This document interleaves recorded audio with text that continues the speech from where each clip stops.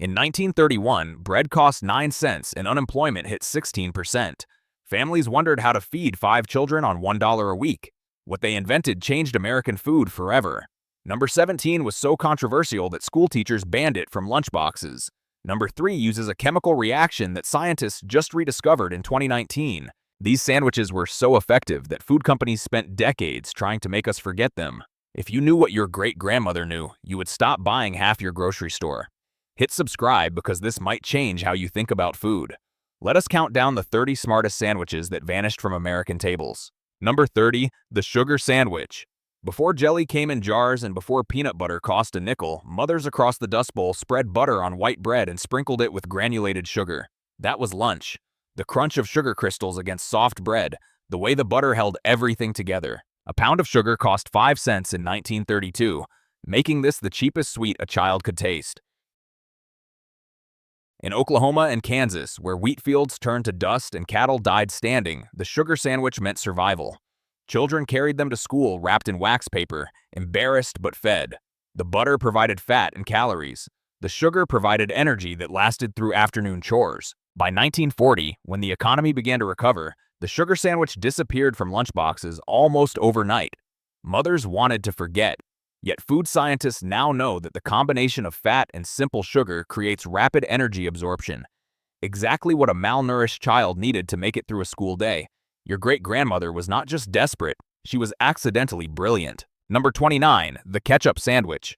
When the icebox held nothing but condiments and the grocery money had run out 3 days early, mothers reached for the Heinz bottle, 2 slices of bread, a thick smear of ketchup. That was dinner. The tomatoes and ketchup provided vitamin C and the vinegar aided digestion. In cities like Detroit and Pittsburgh, where factory closures left entire neighborhoods unemployed, the ketchup sandwich became so common that children stopped noticing its strangeness.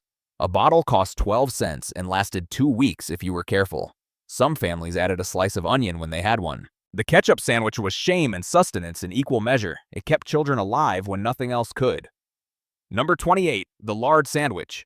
In the coal fields of Pennsylvania and West Virginia, where mining families lived on company scrip and company prices, lard was cheaper than butter and twice as filling. Mothers spread it thick on day-old bread, sprinkled it with salt, and handed it to husbands heading underground for 12-hour shifts.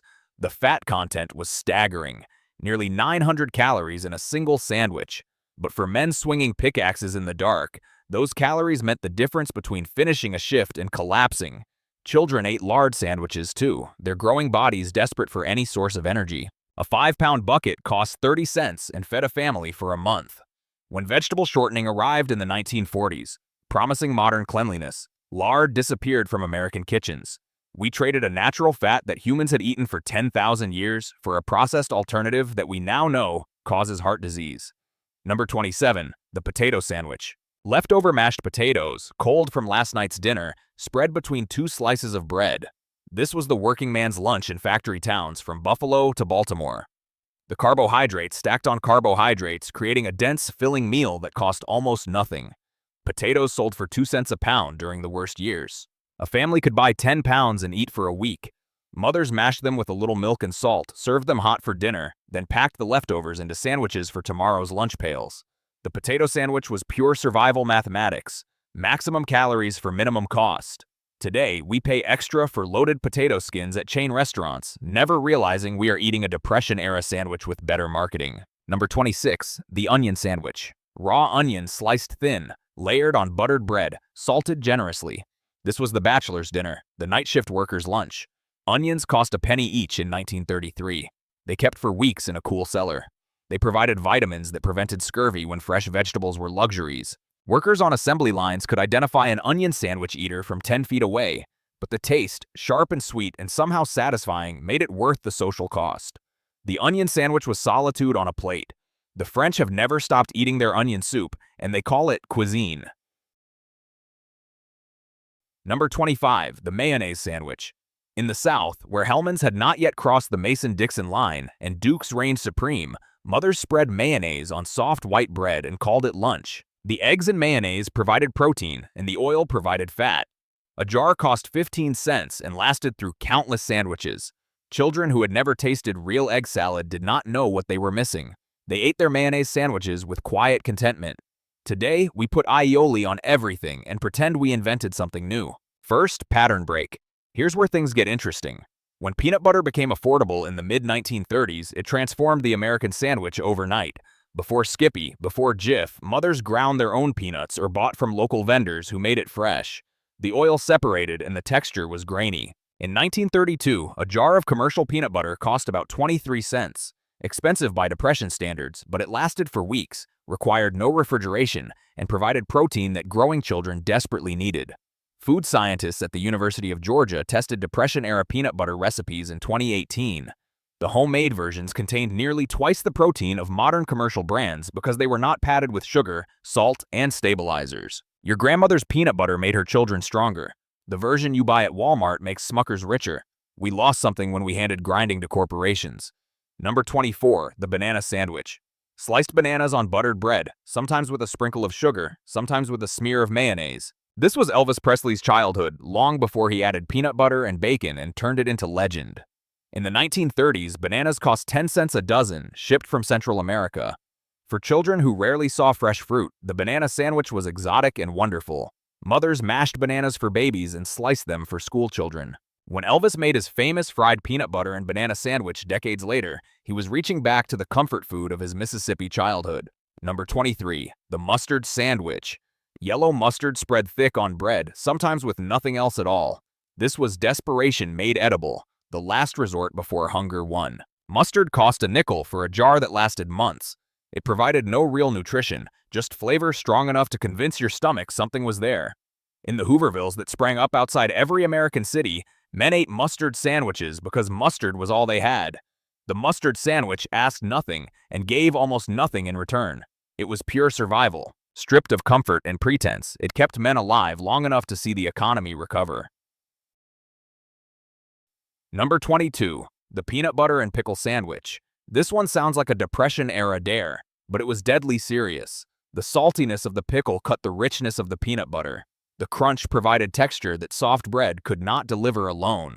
Pregnant women craved it. Children begged for it. By 1936, the peanut butter and pickle sandwich had spread from Kansas to Kentucky, passed between church potlucks and neighborhood gossip. It survived the Depression and the war. Today, it appears on foodie blogs as a rediscovered treasure. We forgot that our great-grandmothers discovered it first. Number 21, the bread and gravy sandwich. When the roast was gone and only the drippings remained, mothers poured gravy between two slices of bread and called it supper. The gravy was everything. Beef drippings, flour, water, salt. It carried the memory of meat long after the meat was gone. Children soaked their bread until it fell apart. A single roast could feed a family for 3 days, then provide gravy for 3 more. Nothing was wasted. Modern restaurants serve bread with expensive dipping sauces and charge $8. Our great-grandmothers would have laughed. Number 20, the hot water cornbread sandwich. In the Deep South, where wheat flour was expensive and cornmeal was ground at the local mill for pennies, mothers mixed cornmeal with boiling water, shaped it into patties, and fried them in lard. Split open and filled with sorghum syrup, bacon grease, or a smear of butter, this became the poor man's sandwich below the Mason-Dixon line. The hot water cooking method activated starches that made the bread denser and more filling. The hot water cornbread sandwich was African-American ingenuity passed through generations of survival, a technique that enslaved cooks had developed and their descendants perfected. It deserves more respect than history has given it. Number 19, the bean sandwich. Cold pinto beans, mashed slightly with a fork, spread on bread like a rough paste. This was Monday's lunch in Texas and New Mexico. A pound of dried beans cost 5 cents and fed a family for a week. Workers carried bean sandwiches to railroad yards and oil fields. Some added a slice of raw onion. Others preferred a dash of hot sauce. The bean sandwich was humble and filling. It provided complex carbohydrates, fiber, and plant protein in proportions that modern nutritionists now call ideal. Our great-grandmothers did not need science to tell them what worked. Second, pattern break. Here is something the history books do not teach. During the Depression, the United States government actively discouraged several of these sandwiches. The Bureau of Home Economics published pamphlets warning mothers against feeding children too much fat, too much starch, too many empty calories. They pushed vegetables and fruits that poor families could not afford. In 1934, a home economics teacher in Oklahoma was fired for teaching students to make sugar sandwiches. The school board called it promoting poor nutrition. The parents called it teaching survival. The tension between official advice and practical necessity ran through the entire Depression. We see the same pattern today. Nutrition guidelines that ignore economic reality, advice that assumes everyone has access to farmers markets. The poor know what the experts forget. Sometimes survival matters more than optimal health. Number 18, the toast sandwich. 2 slices of soft bread with a piece of buttered toast between them. Toasting changes the texture and concentrates the flavor. Tucking that toast between soft slices creates a striking contrast, a different eating experience from plain bread alone. The toast sandwich has never fully disappeared. College students rediscover it in every generation, usually around the 20th of the month. Number 17, the tomato sandwich. In summer, when gardens exploded with more tomatoes than any family could eat, the tomato sandwich became a daily occurrence. Thick slices of ripe tomato layered on white bread, slathered with mayonnaise, and sprinkled with salt and pepper. This was the sandwich that school teachers tried to ban because it dripped and stained and made a mess of lunchboxes. But children loved it with a passion that surprised their parents. The tomatoes were free from the garden. For a few weeks every August, poor families ate like kings. The tomato sandwich is still made in southern kitchens today, but rarely with tomatoes as good as Depression-era gardens produced. We traded flavor for convenience and called it progress. Number 16, the pimento cheese sandwich. Shredded cheese mixed with chopped pimentos and mayonnaise, spread thick on soft white bread. This was the church potluck champion, the funeral food. During the Depression, pimento cheese stretched expensive cheddar into something that could feed a crowd. Mothers mixed their own versions, guarding recipes like family secrets. The pimento cheese sandwich was democracy on a plate, served at debutante balls and fish fries alike. Number 15, the fried egg sandwich. A single egg fried in bacon grease until the edges crisped and the yolk stayed soft, placed between 2 slices of bread. Eggs cost 12 cents a dozen in 1932, making them the cheapest source of complete protein available.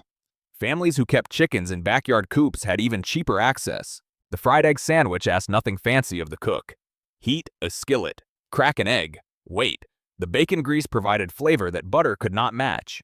A memory of meat in households that had not seen a pork chop in months. Children ate their fried egg sandwiches with the yolk running down their chins, soaking into bread that turned golden and soft. The fried egg sandwich was pure economy. Maximum nutrition for minimum cost. It has never left American tables, though we now call it artisan and charge $12 for it in Brooklyn cafes. Number 14, the liverwurst sandwich.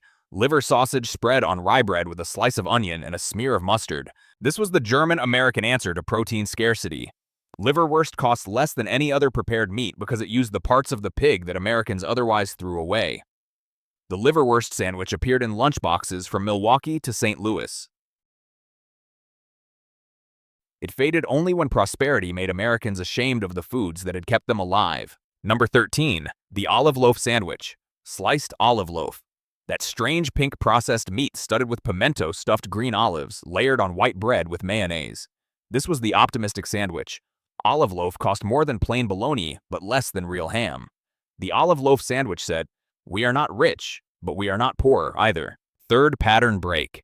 Here is where food history gets dark. During the Depression, food manufacturers deliberately created products designed to make Americans forget how to cook from scratch. General Mills introduced Bisquick in 1931. Betty Crocker, a fictional character invented to seem like a trusted friend, encouraged women to abandon their mother's recipes. The message was clear: you are too busy to cook properly. What the advertisements did not mention was that homemade biscuits cost a fraction of Bisquick and tasted better. Our great-grandmothers knew how to make something from nothing. Their grandchildren know how to open packages. We traded wisdom for convenience, and the food industry made billions on the exchange. Number 12, the cheese dream. An open-faced sandwich of American cheese melted under the broiler until it bubbled and browned. The heat transformed cheap processed cheese into something rich and satisfying. When the economy recovered, the cheese dream retreated to childhood memory. We just renamed it grilled cheese and pretended we invented something new. Number 11, the head cheese sandwich. Sliced head cheese.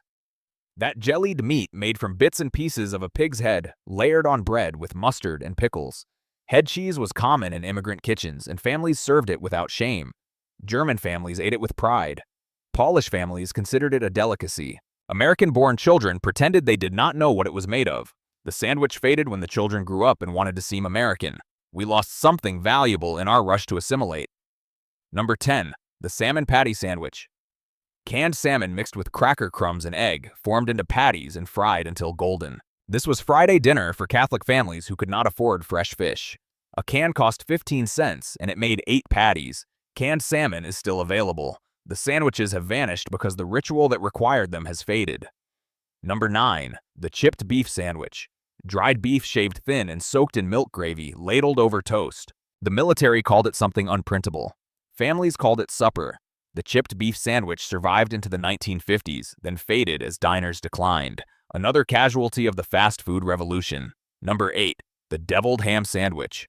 Underwood deviled ham spread on bread with nothing but its own spicy intensity. The cans cost a dime and lasted forever.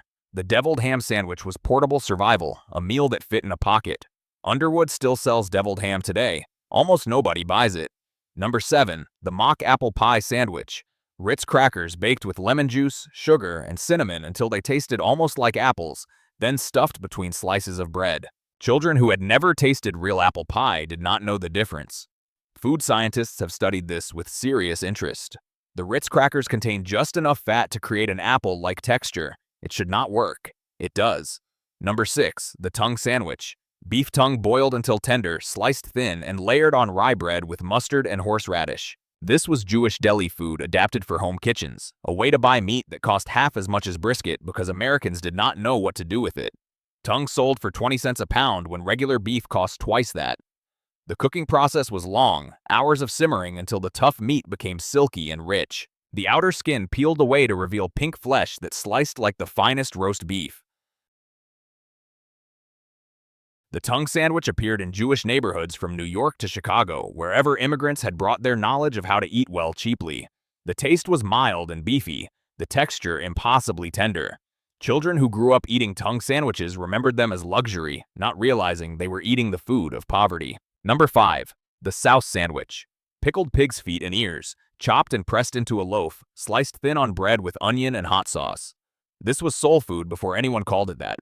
It is part of the African-American tradition of making magic from the parts of the pig that white families threw away. Souse cost almost nothing because butchers could not sell pig extremities to their regular customers.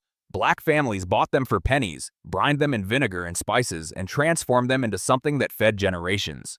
The souse sandwich appeared at fish fries and church suppers, at family reunions and Saturday lunches. The taste was tangy and rich, the texture a combination of tender meat and soft cartilage, and it took getting used to, but rewarded persistence. Children learned to love souse from grandmothers who had learned it from their grandmothers, a tradition stretching back through slavery and survival. The souse sandwich has never fully disappeared from Southern Black communities. It is too important to forget. Number 4. The hot dog sandwich. Not a hot dog in a bun. A hot dog sliced lengthwise, fried flat, and placed between 2 slices of bread. The flattened frankfurter fried up crispy at the edges. It covered more bread. It seemed like more food. Cut, flatten, and fry. Maximum satisfaction from minimum meat. Number 3. The bread and butter pickle sandwich. Bread and butter pickles layered thick between slices of buttered bread were eaten as a meal. In 2019, modern food scientists discovered that the fermentation process creates beneficial bacteria that aid digestion and that the vinegar helps regulate blood sugar. What looked like desperation was actually sound nutrition. Your great-grandmother's bread and butter pickle sandwich was healthier than most of what we eat today. Number 2. The sleep robber sandwich. Coffee poured over stale bread and eaten with a spoon. The caffeine hit quickly. The bread provided something for the stomach to work on. It appeared in boarding houses and railroad camps. The sleep robber sandwich disappeared when working conditions improved. Number 1. The wish sandwich. 2 slices of bread with nothing between them. You wish you had some meat. You wish you had some cheese. You wish you had anything at all. This was the Depression at its worst. Families who ate wish sandwiches did not talk about them later. They tried to forget the taste of hunger barely masked by bread. Children ate wish sandwiches and understood in their bones what poverty meant. That understanding shaped a generation. It made them save string and reuse tinfoil and never ever throw away food. The wish sandwich was not really food. It was memory pressed flat between 2 slices of bread. It was the taste of adults pretending everything was fine when it was not. It was what children ate when there was nothing left to stretch, nothing left to season, and nothing left to save for tomorrow. That is why these sandwiches matter. Not because they were elegant, not because they were delicious by modern standards, but because they reveal a kind of intelligence that does not come from cookbooks. It comes from necessity. Here's what strikes me most. These women were not playing with trends. They were not reinventing comfort food for magazines or social media. They were solving a problem by noon with whatever sat on the shelf at sunrise. They knew how to turn drippings into supper, leftovers into lunch, and almost nothing into enough. That kind of knowledge built families through the hardest decade many Americans would ever see. And maybe that is the part we lost. We kept the groceries, the wrappers, the slogans, the convenience, but somewhere along the way we forgot how to look at plain ingredients and see possibility. Our great-grandmothers did not have luxury. They had judgment. They had instinct. They had courage strong enough to feed children first and worry about pride later. So here is my challenge. Pick one sandwich from this list and make it exactly once. Not as a joke, not to post online with a clever caption. Make it seriously. Taste it seriously. Think about what it meant when a family depended on that bite to get through the afternoon. Try the tomato sandwich in the heat of summer. Try the fried egg sandwich on a cold morning. Try the peanut butter and pickle sandwich and admit, maybe reluctantly, that it works. Then come back and tell me which one surprised you. Tell me which one your family still remembers. Tell me which one sounds too strange to cross your lips. Because these were never just depression sandwiches. They were tools. They were strategies. They were small acts of endurance. Your great-grandmother may never have written down the recipe, but she knew exactly what she was doing. And now, maybe, so do you.